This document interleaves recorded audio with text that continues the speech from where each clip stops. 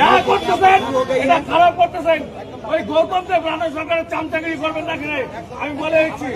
হ্যাঁ, করতে আসছেন, তাই করতে আসছেন আপনারা, বেশি বাড়াবাড়ি করতেছেন আপনারা। হ্যাঁ, অর্ডার আছে তো, অর্ডার বুঝবেন আপনারা, অর্ডার সবাইকে দিতে হবে আজকে, এটা বলে দিচ্ছি আজকে। যা কাজ করতেছেন করে যান আপনারা, এর পরিণাম খুব খারাপ হবে।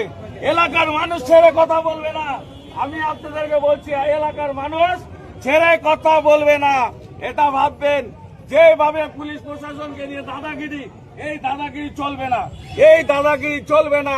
রাজবংশীদের উপরে এইভাবে অত্যাচার আগে হচ্ছে, এখনো হচ্ছে, আজকেও হচ্ছে। তাই আমি বলে দিলাম, এটা নিয়ে পরিণাম বহুত খারাপ হবে। সারা শিলিগুড়ি, সারা পশ্চিমবঙ্গের রাজবংশী জেগে উঠবে।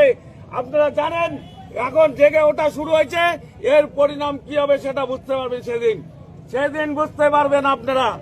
আপনাদের কার কত ল অ্যান্ড অর্ডার আছে না আছে, মানুষের উপরে কোনো ল অ্যান্ড অর্ডার থাকে না।